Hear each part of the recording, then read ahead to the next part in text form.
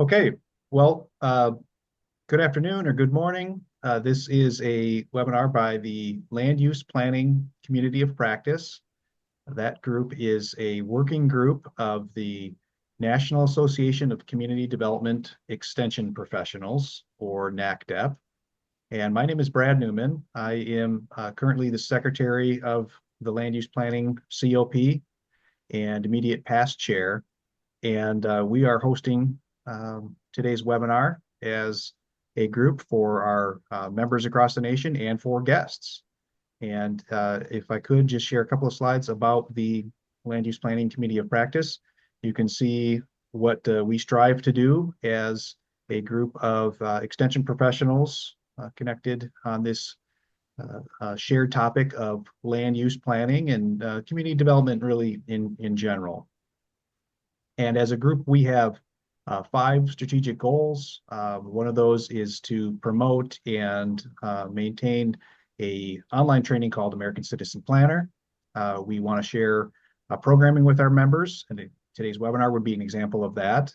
We want to strive to expand our membership and be inclusive and diverse in that membership. And we're working on visible and engaging communications, and we want to sustain ourselves as a community of practice. On that last one, this group has been in existence since the early days of e-extension, or the organization before the Extension Foundation. We are a community of practice from those early days when e-extension did launch nationally.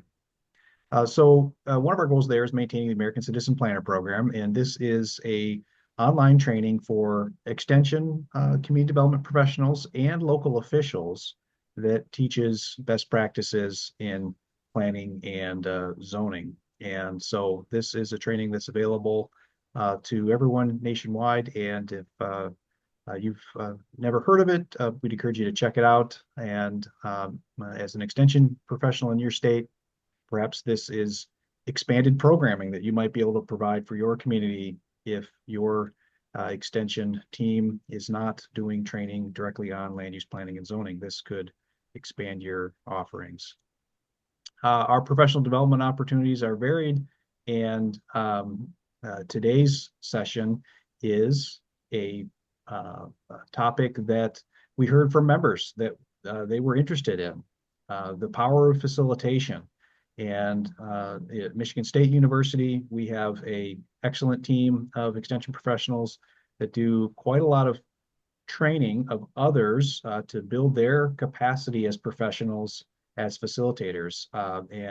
We have a newer partnership with Purdue, and Purdue also has been doing some great things in the area of facilitation. So today, we're excited to welcome some of our colleagues at Michigan State University to share power facilitation with a focus on community land use conversations. So I'd like to introduce my colleague at MSU, Will Cronin. And Will, I let you take it away from here. Thank you so much for joining us and sharing this with our members today, Will.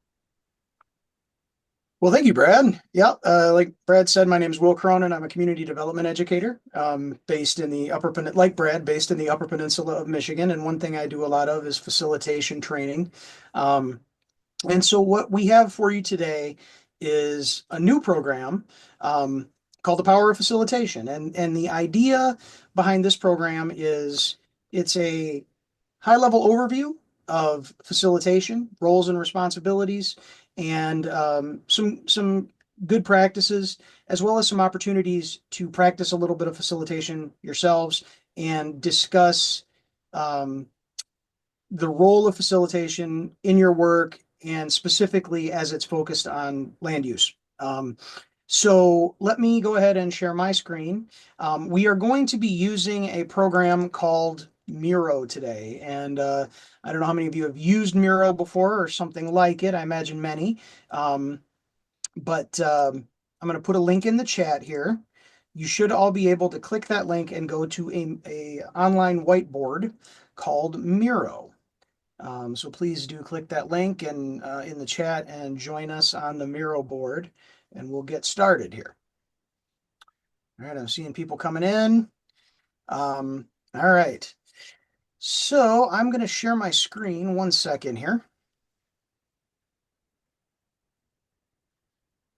Okay. Um, I will say, oh, okay. Okay. So welcome. First things first, I'm going to introduce my colleagues from MSU. But before I do that, there is a QR code there. If you could please either enter that link in a browser or use your QR code. We have a demographic survey that helps us understand who we're serving better. So please do take that when you get a chance here. Um, and let's go ahead and in addition to Brad, we have on the call today several of our colleagues from the National Charrette Institute, which is, well, Marie, actually, would you be willing to give a elevator speech on NCI? Sure. The National Shred Institute is located in the School of Planning, Design, and Construction at MSU, but it's also part of Extension. And our focus is to do training on a community design process called charrettes. As well as do other facilitation and community engagement work. And Will, I can probably introduce our team for us if that would work.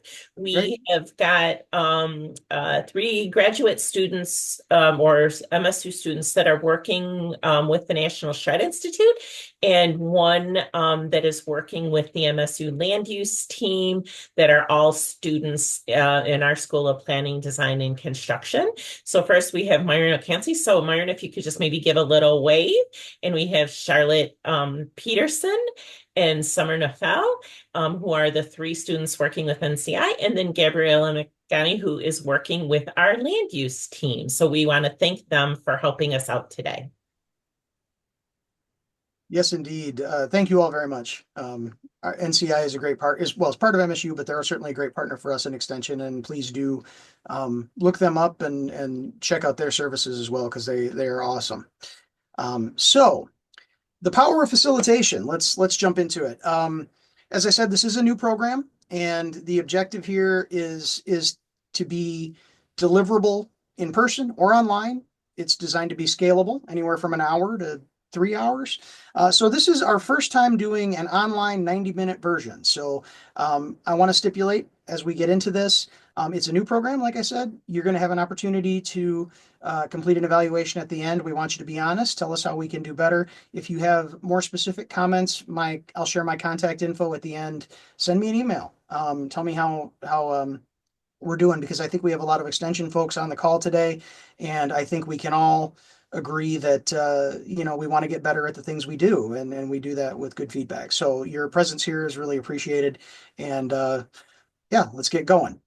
Our goals today are fourfold, among others, but we want to distinguish between the roles of expert and facilitator. We want to explore opportunities for you as a professional to facilitate in your role. We want to give you an opportunity to practice some basic skills of facilitation, designing aims for meetings, listening, things like asking good questions, and practice some basic skills of online facilitation. So here's how we're going to start that. And this is going to be kind of fun. So go with me on this. I'm going to back out of the presentation briefly, and I'm going to look down here on the Miro board. We have all these empty spots. Now, we actually only have about 50 people on the call today. We had 102 registered, so we have more slots than we need. But what I would like you to do is hop on the Miro board and populate. If you feel comfortable, you can try to put your picture in here. If you can't figure that out, that's okay. Don't worry about that. But for sure, give us your name, where you're from, who you work for, however you want to. I'm going to lock that real quick. Where you're from, and then someone you admire for their good work. And please, go wide with it. whether it's somebody in your field, whether it's somebody in another field or in entertainment or whatever. Um, However you want to answer that question, please give us someone you admire for their good work as well. And we've got lots of empty spots up here, so please just go ahead and populate those. And I see some people grabbing Stacy Jones, North Carolina Co-op, Jane Goodall. Okay, cool. There we go.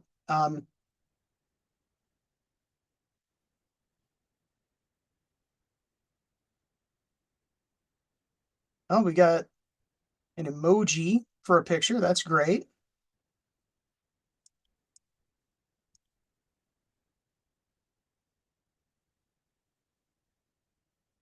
And I will say too, if you're not as comfortable interacting directly with the mural board, if you're struggling with that, you can also put your information, your name, who you're with, and the person you admire in the chat, and one of our NCI students will grab that and populate your information for you. So if you please feel free to do that as well. Kara Salazar from Purdue Extension says our community development team.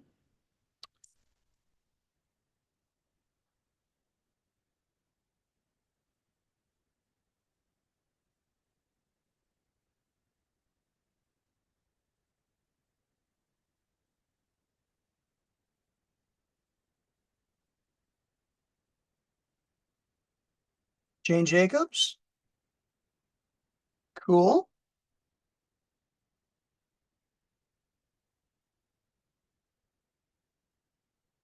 We've got somebody, Susan Cullen has put her information in the chat, so the NCI folks will grab that. Thank you, Susan.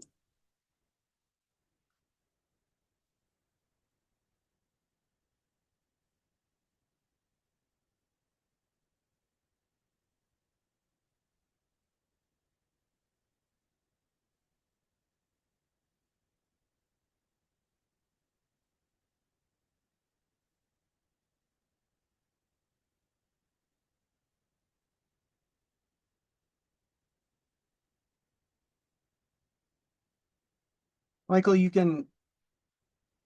So the easiest way to pan around on the mural board, this is what I like to do.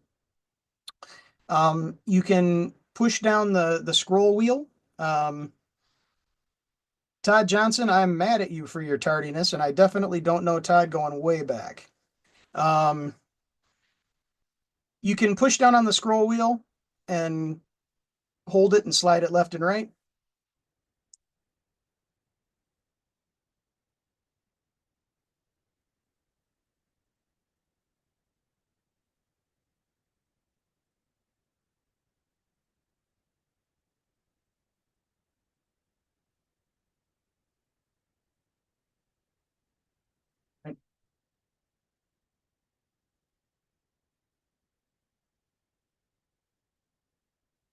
Remember, throw some of those folks that you admire in the chat because Brad is going to need those.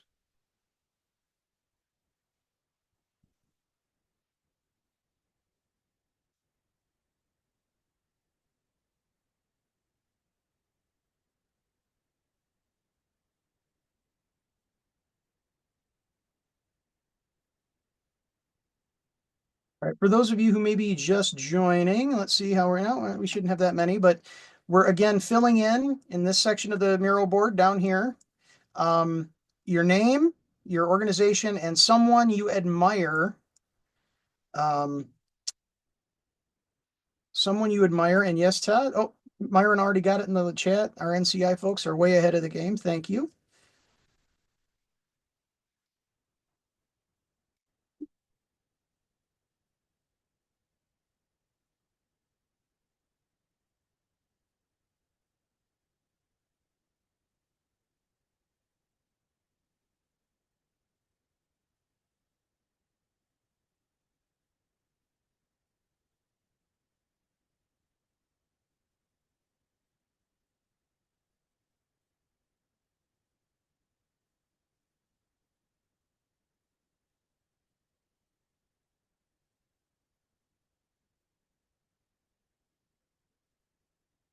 All right.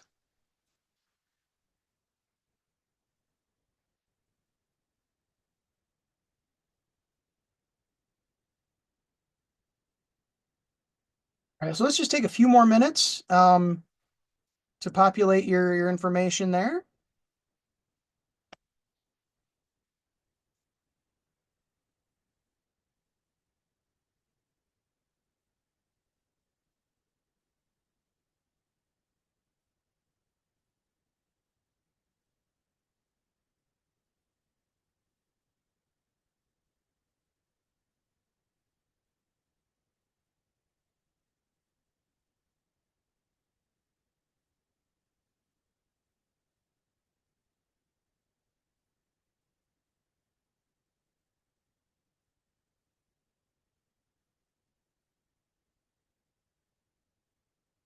Todd admires Mr. Rogers. That doesn't surprise me at all.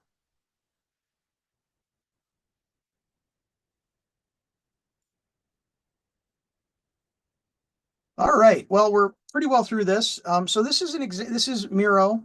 There are plenty of tools like it. Um, I know there's Mural, Google Jamboard. There's others, but we in MSU Extension use Miro a lot, and we've gotten pretty good at it. Um, it's been very valuable to us ever since we got into it during the pandemic. And it's just a tool that you can use in your online facilitations. I can certainly attest, um, and maybe Brad or Marie would agree that we've used Miro in facilitations of all kinds and scopes for several years now. So and most of what we're going to talk about today, I would argue, is applicable to Miro one way or another, or online tools like it. So, all right. Let's jump into the presentation now. If you're still wanting to add your name and things like that, please feel free to do that. But let's go ahead and get to it here. Just real quickly, again, welcome. That's me, Tourism and Community Development Educator. I just wanted to make a quick mention of Lindsay Gardner and Beth Prycookie, who are co-authors of this process. They're not here with us today, but this is absolutely a team effort, and it is, again, iterative, and it's still in progress. So what I would like to do, by way of introduction, and just to help us understand what you folks are here for, further down the Miro board, there's an introductions piece with a bunch of sticky notes. So what I'd like you to do is grab a sticky note and share what could help make this meeting today, this the Power of Facilitation session for the next little more than an hour, a good one for you. Please do it yourself in Miro, or again, if you'd like to, put it in the chat. What could help make this meeting today a good one for you?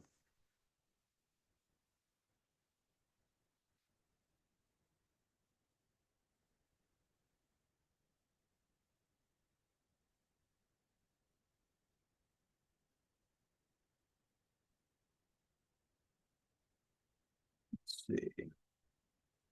New and useful information. Susan's put something in the chat here. Learn a new strategy to engage the public, facilitation best practices, hands-on practice, breaking down partisan and party lines. Lots of good comments. Learning positive spins on negatively viewed impacts.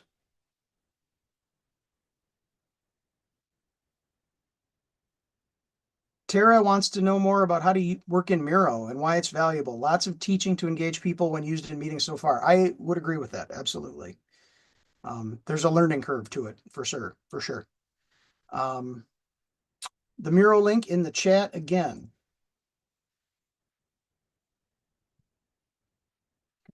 Summer got it, it's there. How to apply to community work. Learning FAQs for land use, a new strategy to engage the public, working for a common understanding.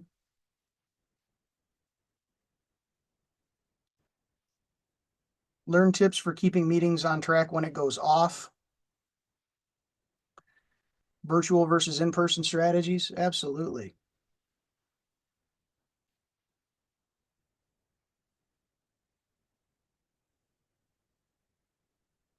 Marge in the chat. Learn how to keep folks engaged in discussion, absolutely.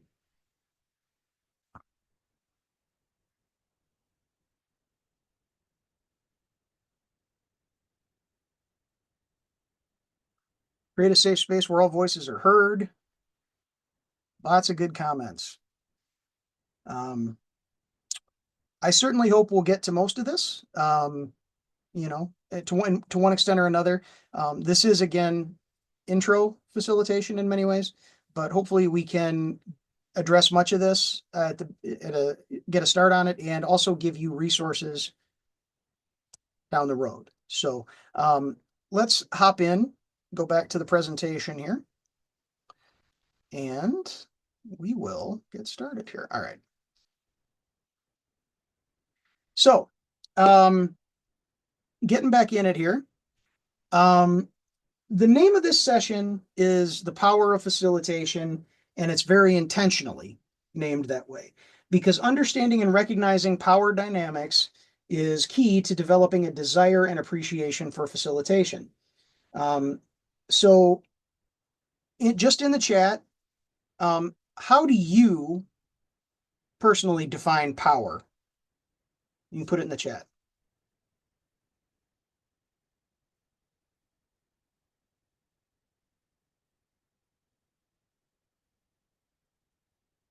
How do you define power? Just a couple ideas. Share it in the chat, please.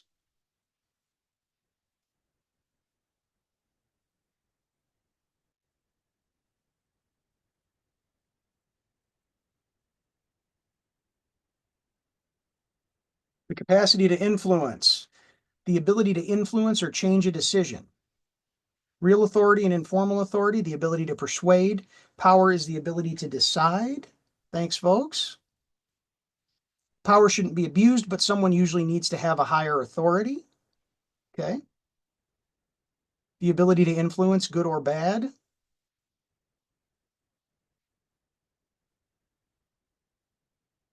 The ability to obtain consensus and to implement. Okay. Decision makers, the ability to inspire and prompt change. Lots of great comments. Control, influence, and authority.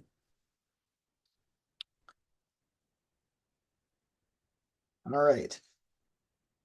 Well, the word power is derived from the, I guess this is the Latin, podere, to be able to. So along those lines, the power is to be able to do something. So I have a audio clip here where author and speaker Brene Brown will break down this concept further. So let's see if we can get that working.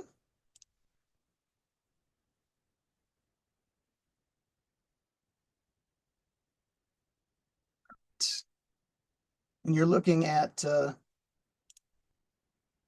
Media Space right now, which is Michigan State's own little baby YouTube. All right, I'm going to play this and let's see if we can, how the audio works, okay? Here's one thing I know for sure. We cannot understand leadership if we don't talk about power.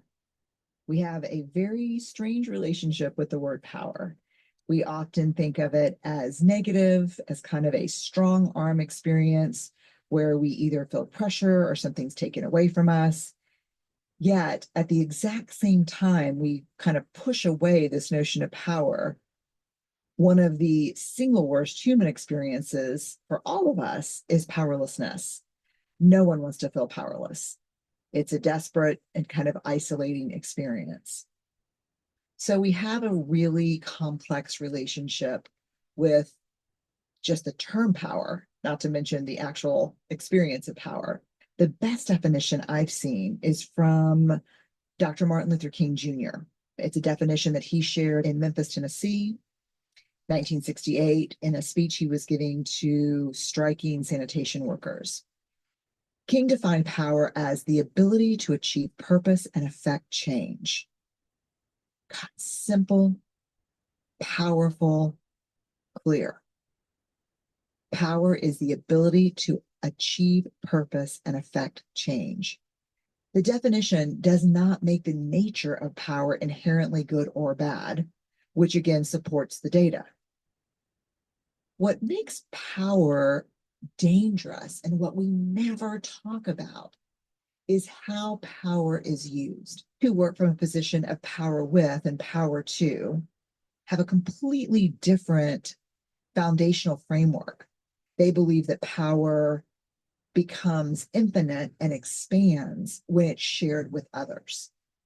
So there's not a lot of hoarding, there's not a lot of protecting, because there's a core fundamental belief that, again, power is expansive when we collaborate and when we share it with others. All right. So thinking of that then, what about Brene Brown's comments particularly resonated with you? And you can put this in the chat. What resonated with you, and also what connections? And we're the land use community of practice. So thinking about land use in 2025, what connections are you making to power dynamics in meetings that you're a part of, in public sessions that you're a part of right now around land use? Please share in the chat.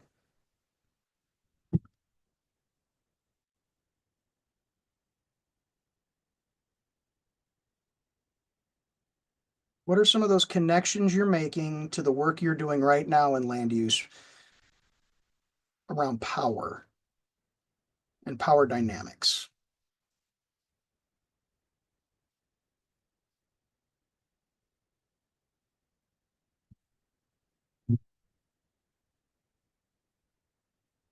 Comments about powerlessness, feeling powerless? Is that you as a facilitator, or just as a person participating in a meeting? Good communication is necessary. The angst of feeling powerlessness, the challenge of viewing power as a positive. That's an interesting comment. How do we view power as a positive thing? Interesting. Conflict with who owns the land and who decides what can be done with the land. You have to know who has the power in a situation. Absolutely.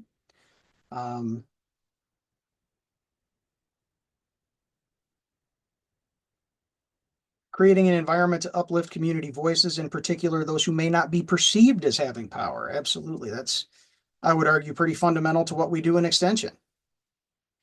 Power can be abused. Some people tend to associate government generally as abusing power.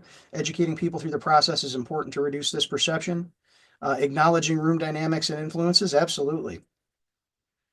I'm a planner in the private sector, and many owners feel powerless going through the permit approval process. Sure, absolutely. Knowing the players, know who can stop something before it begins, formally or informally. Absolutely. Great comments. Thank you, folks. So what I think I want to, I want to emphasize too, that power is expansive when we collaborate and share it with others. And I want to talk in that context about facilitation. And again, there's more coming in the chat. That's great. Please check that out.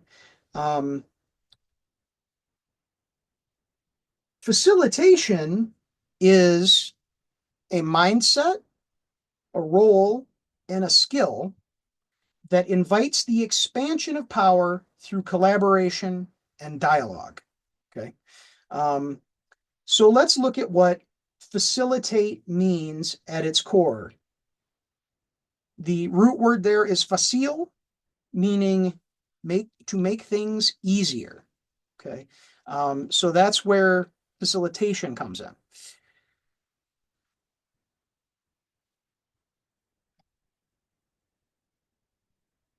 So let's put these concepts together. The power of facilitation is that it will help you and others you're working with and collaborating with achieve their purpose more easily. So if you got a reaction in Zoom or in Miro, give me a reaction. Who here would like more expansive power and the ability to work on teams more easily?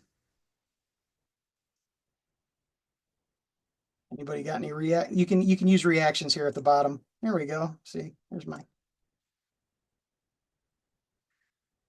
Myron's clapping.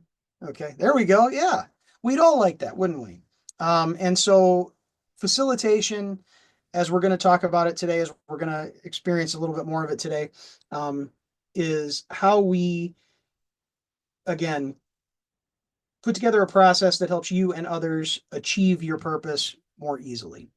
And then just a fun cartoon there. I think we all have seen this before, right? Um, are we really going ahead with this? What impact am I having here? It's a great idea. It's the highest paid person's opinion, right? So we've all been there, haven't we? I can say that. I certainly have been. Um, so within that context, let's talk about experts and facilitators. Um, we have to begin with how we see ourselves. Whether we believe the power lies within us to give or within the group to discover. Often it is in our roles we see ourselves, and we were likely hired as experts. I think many of us on the call have been there.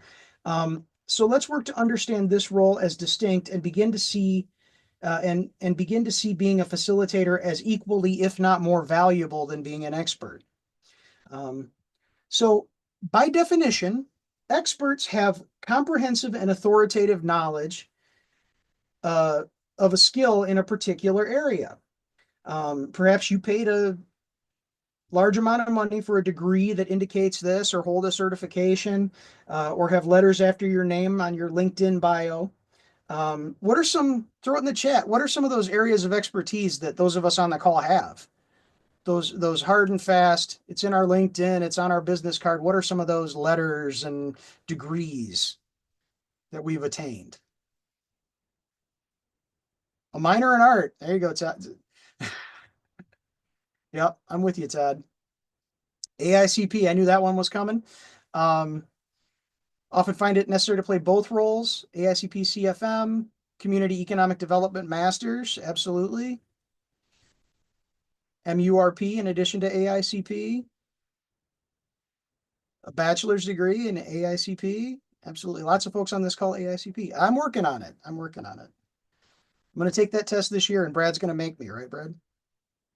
All right. We got a PhD, MUA, PCED, more AICP, MERP, MURP, absolutely.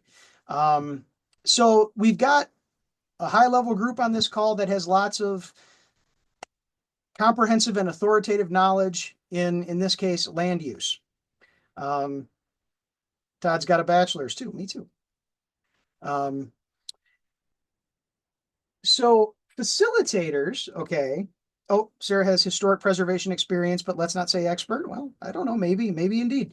Now facilitation, on the other hand, well, not on the other hand, but by contrast, helps a group achieve a goal by guiding you through a structural process, okay?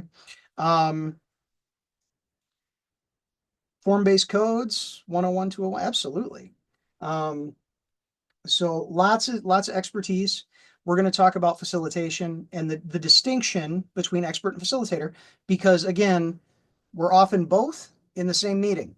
Many of us are. So let's break that down a little bit. So we're going to have an activity here. And again, this is an opportunity to use Miro a little bit. If you're unable to, to participate directly through Miro, you can put it in the chat. And the NCI folks will grab a dot and move it around. But we're going to go now through a series of statements. Each is generally characteristic of an expert or a facilitator. Okay, so these are kind of an either or thing. I know there's gray areas, but for our purposes today, we're thinking expert or facilitator. Now, what I want you to do is use a sticky dot to make your choice. Is this the role of an expert or a facilitator? To be clear, the color of the sticky dot doesn't matter. It's your favorite. And let's practice here. You can grab a dot right here and take it and drag it over to your favorite ice cream flavor of the ones that are here. Mine is actually, I love pistachio ice cream. Give it a shot. Moose Tracks and pistachio leading the way, chocolate coming in hot. There we go. Perfect. I know we're all planners. We do a lot of dot voting. You can do it on Miro too. Moose Tracks and pistachio definitely leading the way. Cool. So we got the idea, right? We're going to do this for several statements. We're going to identify expert or facilitator, and then we're going to talk about each of them. So, oh, hang on a minute. There we go. All right. So moving on. Tim says that mint chocolate chip is the correct answer. You know, Tim, I love that too. I could only pick 5, but anybody from Michigan knows about Superman ice cream? There we go. That's probably what I would have picked, but I remembered I was dealing with the national crowd here, so I left Superman off. Also, Mackinac Island fudge. You know, there's really no wrong answer when we're talking about ice cream. Yes, but it's disgusting. Okay. All right. Again, expert or facilitator. So, first off, the focus of the meeting is on the content or the what. Grab a dot. Is that expert or facilitator? Content focuses on the content, expert or facilitator. Oh,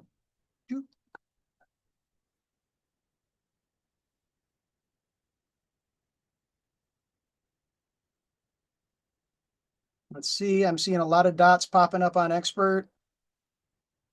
Comments in the chat, expert. Todd, I think I cracked a tooth on bubblegum ice cream once, actually, when I was a kid. I think we have an emerging consensus. Yes, absolutely. When we're talking about a focus of a meeting being on content, on the what of the meeting, that is characteristic of an expert model, right? And again, this is something that probably most of us on this call are very familiar with. We walk into a room, we've got AICP after our name, or we aspire to, in my case, we're going to talk about how we're going to do a master plan, things like that.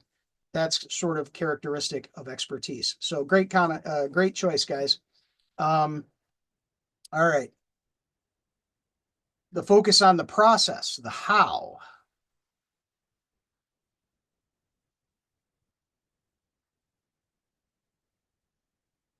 Oh, dots are popping up on facilitator. In the comments, facilitator.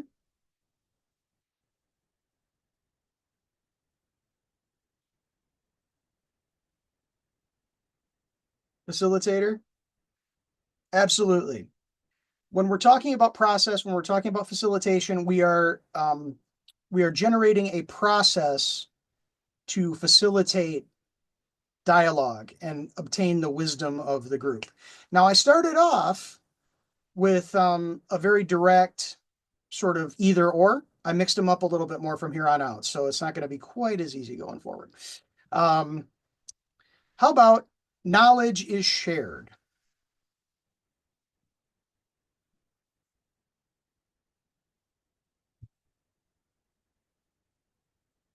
A little more expert facilitator in the chat.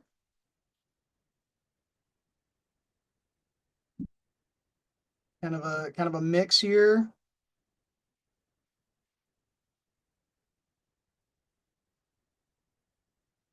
All right. Well, this is kind of one of those gray area ones. It's technically speaking, we're looking at expertise here because again, someone is standing up in front of the room. They have knowledge. They are sharing it. But again, gray area, like we talked about. You'll see the alternative here in a minute. It may look like a lecture or a presentation, expert or facilitator. Coming in hot, dots on expert, absolutely.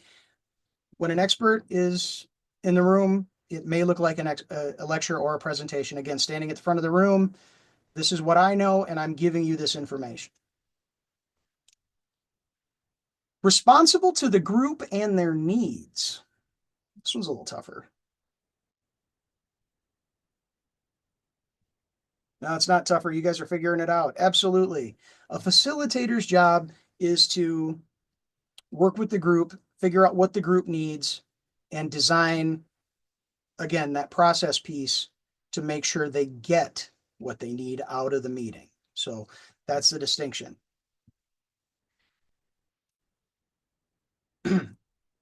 How about it's helpful when the meeting purpose is to tell, inform, or teach?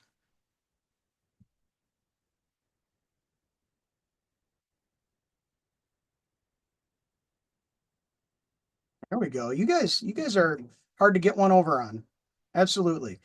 Again, because we have, again, that person up in front of the room sharing information.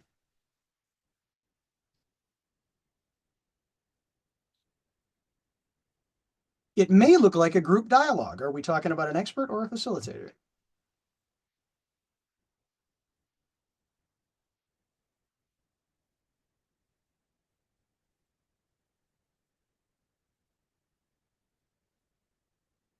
Yep, absolutely. The facilitator, again, facilitating dialogue, making a dialogue easier. Knowledge is transferred.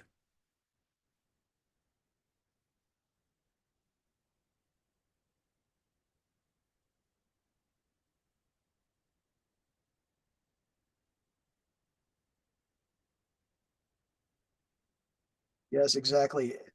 Characteristic of an expert. I have the knowledge. I am transferring that knowledge to you.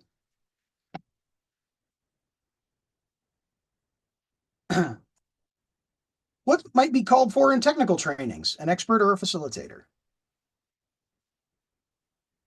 Absolutely.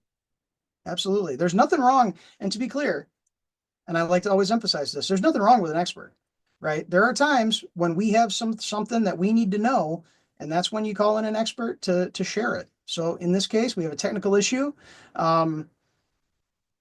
renewable siting in our state. Okay, we bring in somebody who knows that stuff and wants to share the technical side of that with us. Absolutely. Experienced as power with or power to.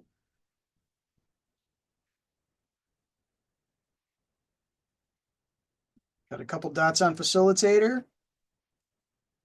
More coming in. Exactly. Power with. Absolutely. Is a facilitated experience. Feeling collaborative group power is a facilitated experience. Responsible for the outcome.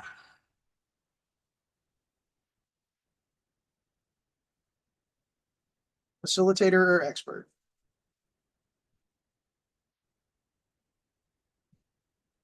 There you go.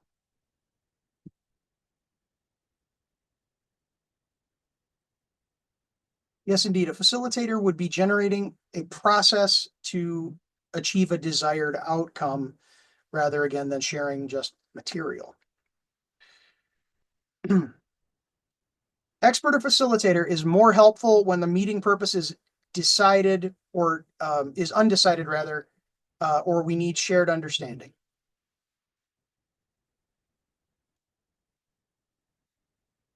That's a typo. I apologize. Precisely. We know we need to figure something out. We're not there yet. A facilitator is called for. Absolutely. You're right, Michael. That typo does make a big difference. And it's been fixed now. So thank you. All right. How about experienced as power over or top down? Expert or facilitator? There we go. Absolutely. In an expert model, it's experience as a participant, as feeling the person at the front of the room, sharing information. As power, it's top down. They're giving me content. I'm not generating it. I'm not participating in that process. Called into plan or manage change?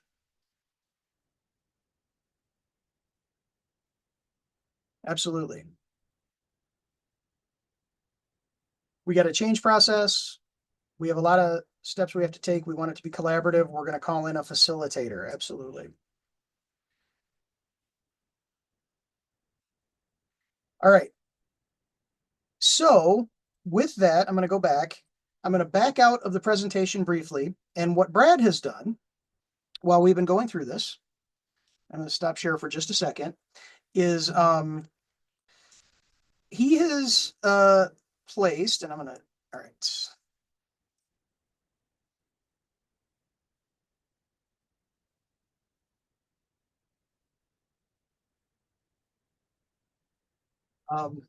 All right. So we have here some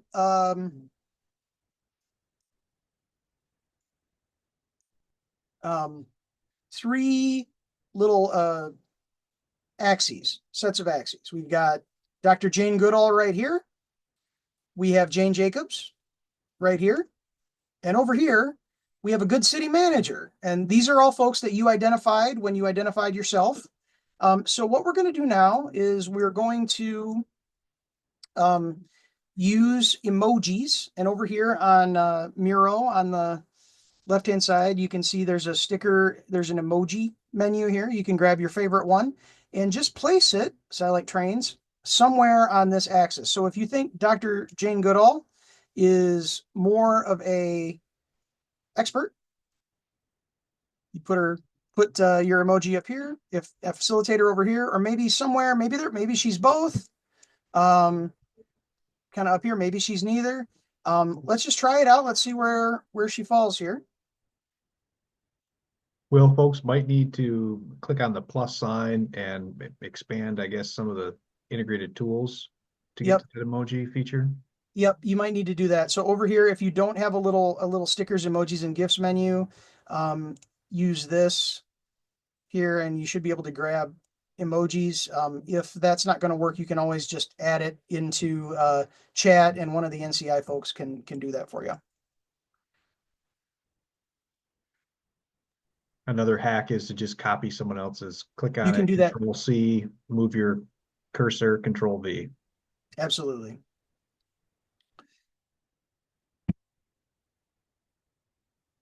Oh, how do you pan to get where you are? Hang on. Use the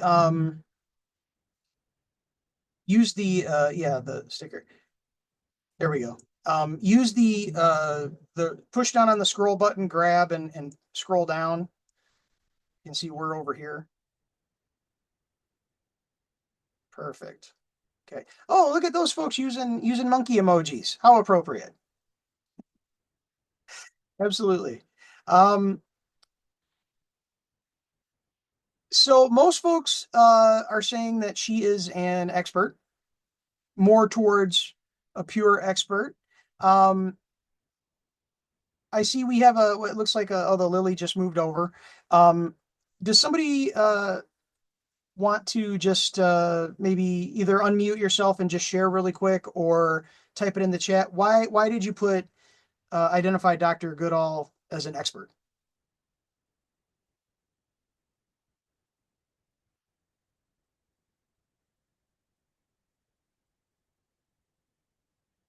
Anybody care to share? Well, I will. She was my hero. Okay, great. So I see her as an expert because she's the foremost expert in, chimpanzee, I guess, biology. She was the first one to figure out that they use tools, just like humans do, and you know, she's just amazing. Yeah, she spent a really long time studying them. Great. Yeah, thank you. I mean, sure. She's a scientific expert in chimps. Sure. So she's somewhere on that spectrum, more toward expert. Absolutely. So let's scroll over here. Jane Jacobs, expert or facilitator. We've already got some emojis on here. Where does she fall?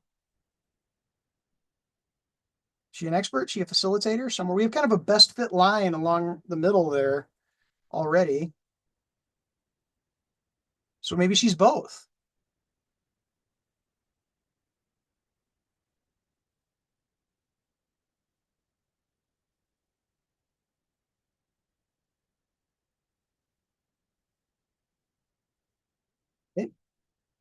Anybody care to share here on why you marked Jane Jacobs in the spot you did? again, either in the chat or just unmute and share.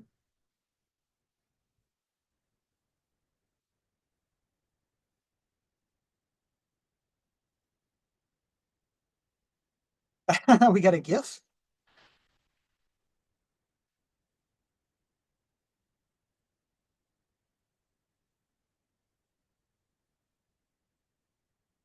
All right, so we're seeing that Jane Jacobs is somewhere somewhere kind of along an axis. They're in the middle. She's maybe both, an expert and facilitator, and I think we've all been in roles like that as well.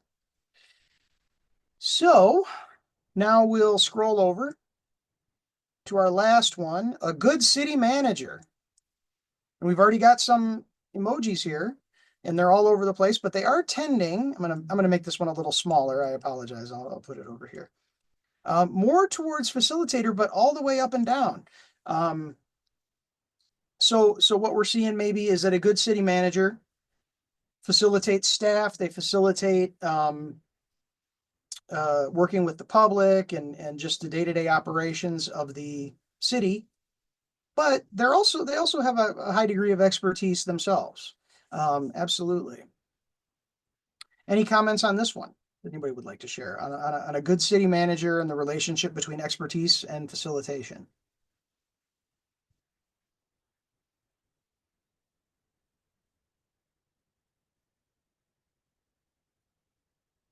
All right. Well, hearing none. Oh, there we go. All right. Mark Miller. Sorry, go ahead.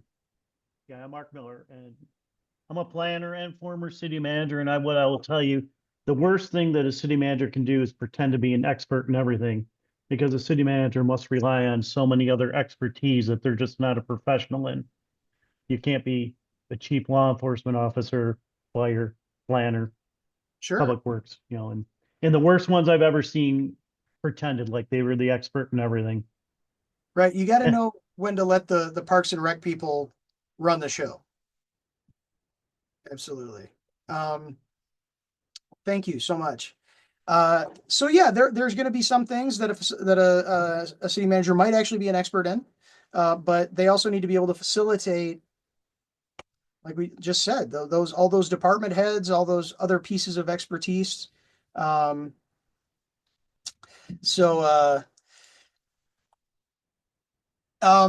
so what we're going to do now here is jump back into the presentation briefly, and then I'm going to have you do some group work, because I know how important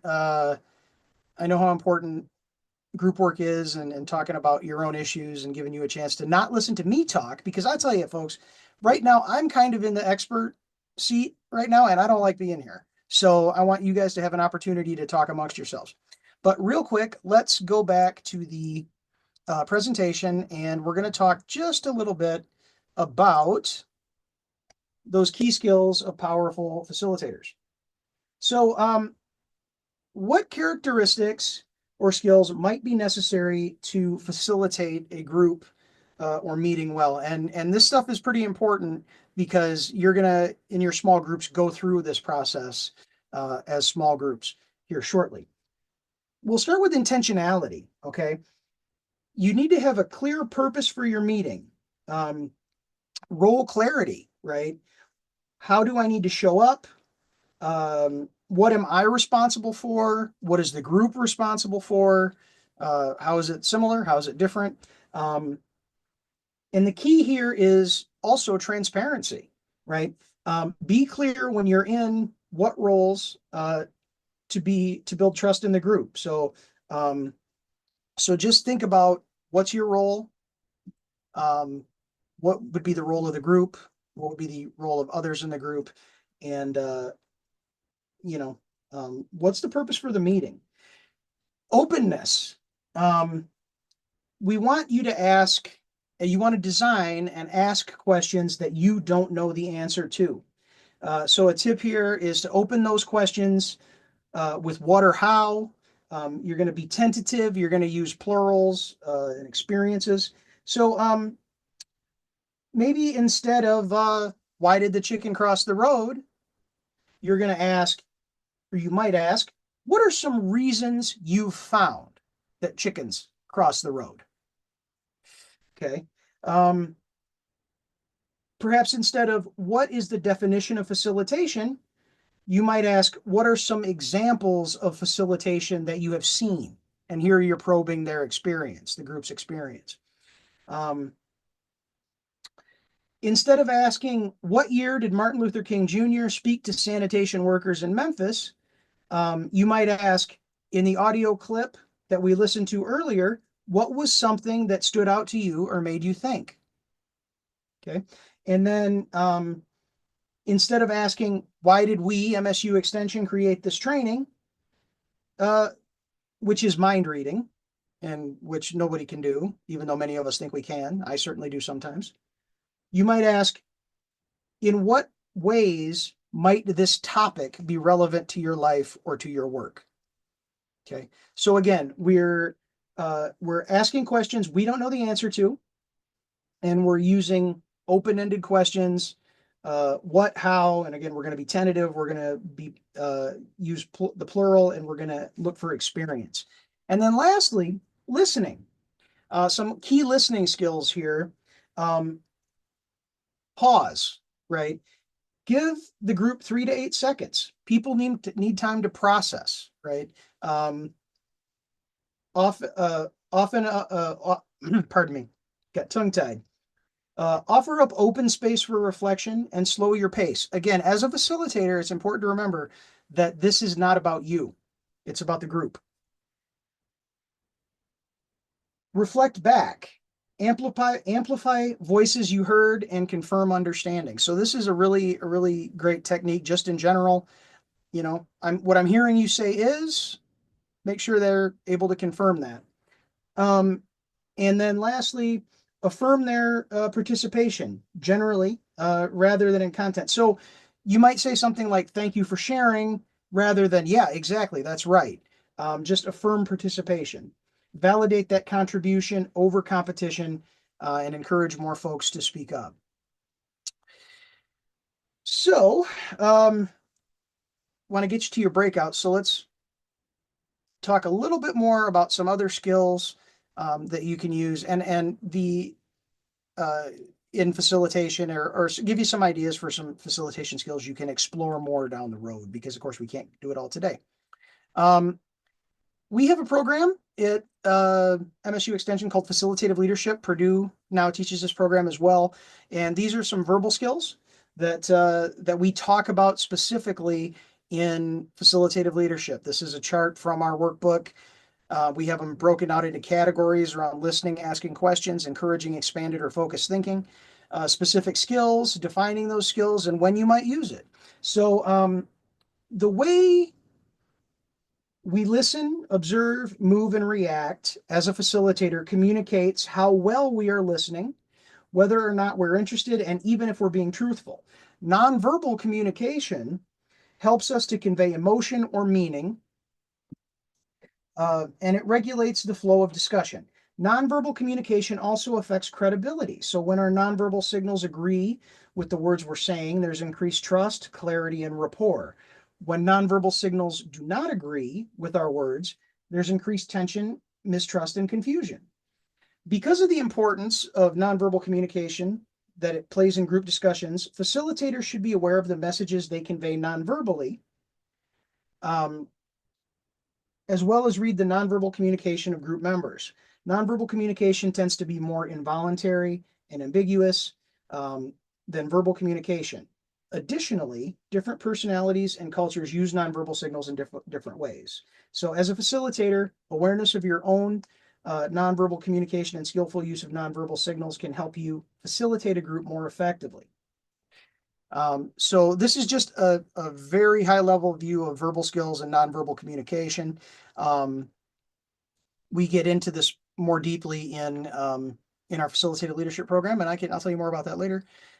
Question in the chat, will we be able to get a copy of this chart? Yes, I'll share the presentation with you folks, absolutely. And there will be a recording up as well. So process and tools, we're not there yet. There is a lot of process stuff. There are plenty of facilitation tools. We've all used some, I think, in our roles, but that's beyond the scope of this meeting today. But just know that we have trainings out there about those things. And yeah, they're out there, and we'd be happy to talk with you more. Lastly, before we move into the breakouts, I want to talk a little bit about the groan zone, because this is a great way to mentally frame your meetings and your organizational change processes. Facilitation encourages expanded thinking beyond familiar ideas and opinions that might be shared in typical meetings or exchanges. Okay. It also encourages meaningful consideration of diverse ideas presented to narrow thinking toward a path forward that's most acceptable for the entire group. So, Kaner in 2014 presented a model that characterizes the nature of decision making within a facilitated group, and that's what we're looking at here now. It starts with a period of excitement and expanding thinking about possibilities. That's the divergent zone. Okay. We're generating ideas, we're expanding options, we're widening the conversation. The work then hits a period of transition in which energy and optimism wane. That's called the groan zone. But it's important because that's when the group moves from individual interests to a shared understanding. And then it finishes with a period in which a shared path forward develops, the convergent zone. Okay. So awareness of this framework may help to plan an effective process that fosters both expanded thinking and productive deliberation while being mindful of the group dynamics and emotions that may be present all along. Okay. And just to give you a little bit more info here, the divergent processes, okay, are those that lead a group to generate ideas, and then the convergent side, we've taken all these ideas, we've worked through them. Now we're winnowing down our alternatives and prioritizing opinions and coming to a decision. So it's a good model as you think through your facilitations, your meetings, because I can certainly say I have been in the groan zone plenty with groups. I think we all have. And it's actually very helpful to be able to say, hey, all right, we know where we're at right now. We're in that groan zone. Okay, so now we can be intentional about building more process to get us out of it. And then lastly, facilitation is a climb. Okay, and this is a great resource. If somebody from the NCI folks might be able to drop that link in the chat. Penn State has a great document out there called Step-by-Step Guide to Engaging Community Members in Participatory Planning, broken down into 10 steps: engaging early, inclusive outreach, effective platforms for community engagement, timing, selecting a facilitator, participatory tools, fostering open dialogue, transparency, summary and updates, and follow-up actions. So that link is in the chat. You can check that out. It's super helpful. It's just good information. So now, what are we going to do next? All right. So Brad has a Google folder that's going to have a worksheet in it. I don't know. Have you shared that yet, Brad, or you're about to? About to. Okay, he's about to. But so you'll get a PDF of this. You also have, it's in Miro as well. So we have a worksheet basically that you can complete to help you sort of identify the steps you need to take to plan a good meeting. It's called Key Skills of Powerful Facilitators. So what I'm going to do is send you to breakouts, and let's see how many we have in the room now. I know we've had some attrition. We're at 42, 7 of whom are, so we actually have, I think we'll put you in 5 breakouts. So you'll have fairly small groups. What I want you to do is take 5 minutes individually in your breakouts to identify a hot land use topic in your area and fill in an intentionality slide. Okay, so just this little part down here, that upcoming meeting, the main purpose of the meeting, your role, and the role of others in the meeting. Okay, and then after that 5 minutes is up, identify a facilitator, a note taker, and a spokesperson for your group. Okay. Because then you're all going to come together and you're going to engage in a facilitated dialogue wherein you all share your hot land use topic. And then as a group, you're going to identify a topic for the group to collaboratively workshop in more detail.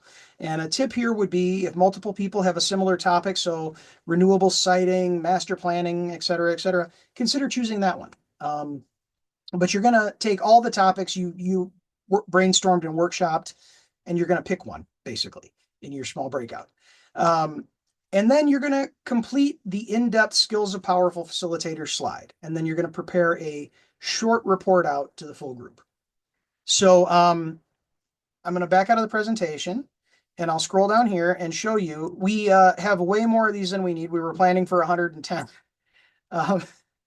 But we only have, okay, we're got 30 now. I know folks have to step out. That's okay. It is 2:00. So you're gonna go to, so for breakout 1, you're gonna come down here to breakout 1. If you're in breakout 2, you'll come here, breakout 3, and your intentionality slides are at the bottom. So you'll put your name right here. You'll fill it out and take about 5 minutes, and then you will and then you'll come together as a group. You'll pick a topic from what the group has come up with, and you'll then complete the openness listening part, and then you'll report out. So remember, in your group, you're going to identify a facilitator, a note taker, and a spokesperson. And then the NCI, the MSU folks will be popping in and out to help answer questions as we go through that. Does anybody have any questions right now? Brad? 5 breakouts. Is that what you said? Yeah, let's do 5. So there'll be smallish groups, but that's good. And you'll be invited to, they'll be randomized. So again, an intentionality slide, identify your meeting topic, your purpose, your role, and the other person's role.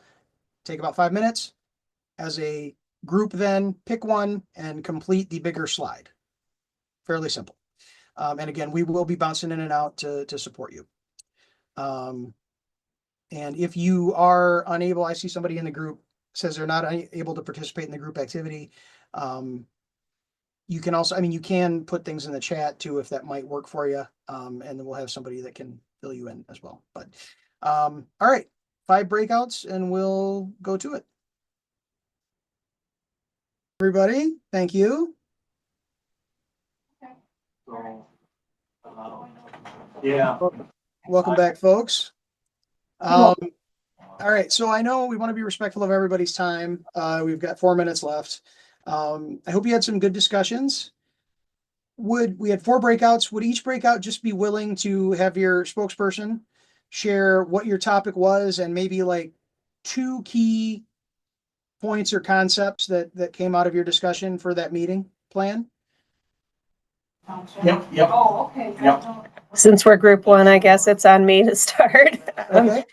So our main topic was talking about housing, concerns about gentrification and in some other discussions as far as meeting roles. We talked about having, a county administrator or county extension coming in as one of the content experts. And then facilitators working, to go through the process of why we're here and how we can best communicate through the situation.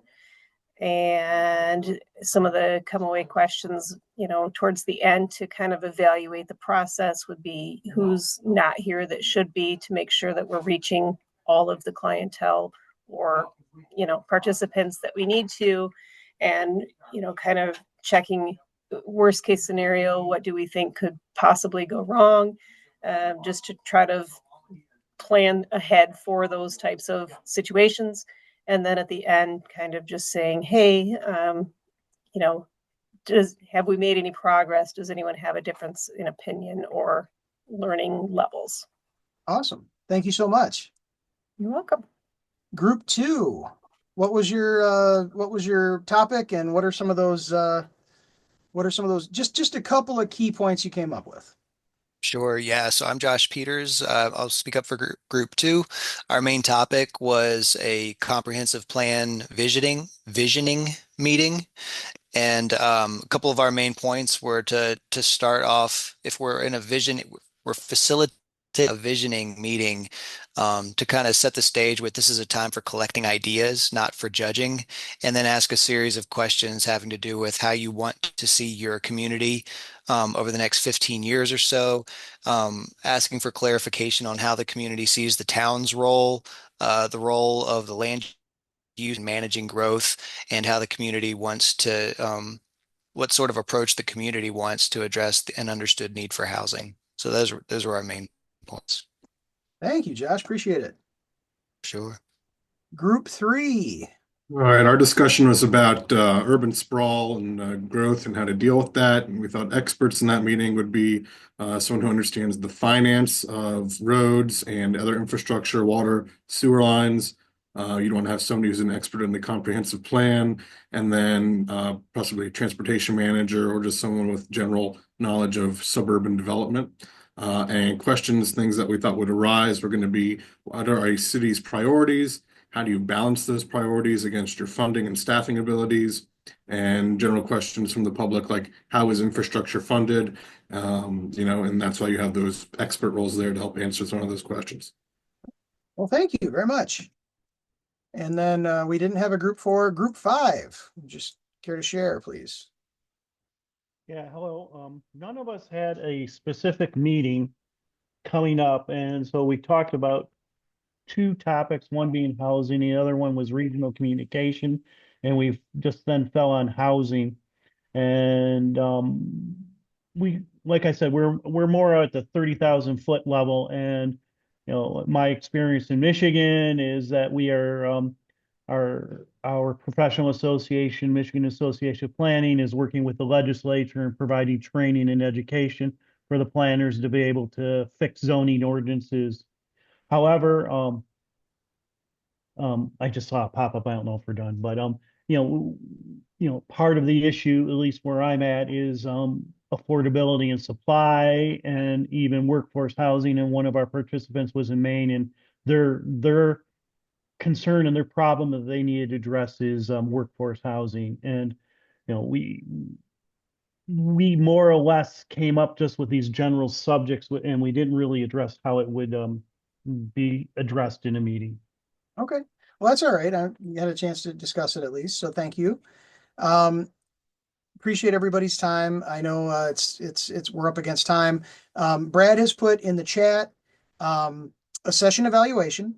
So if you could maybe open that and do it later. You don't have to do it right now, or save that link. We'll also share it in an email afterwards. That would be great.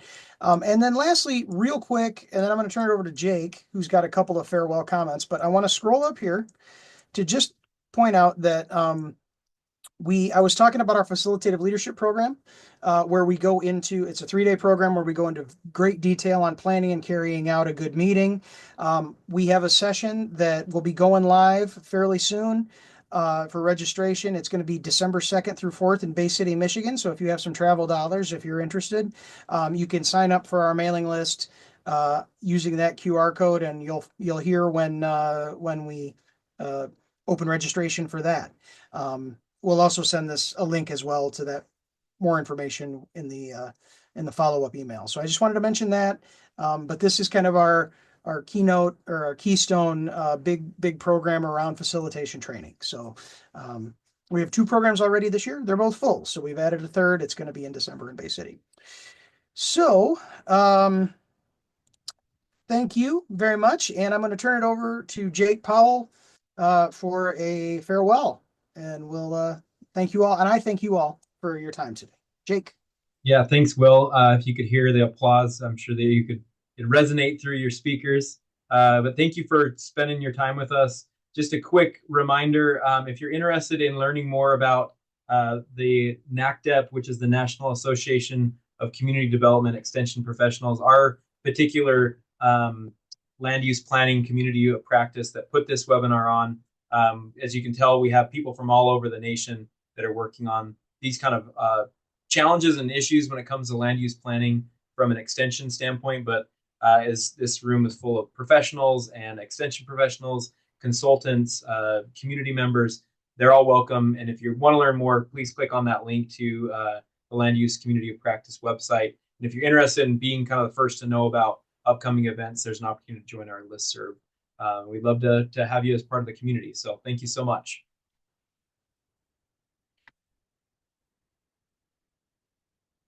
All right, thank you. Melissa.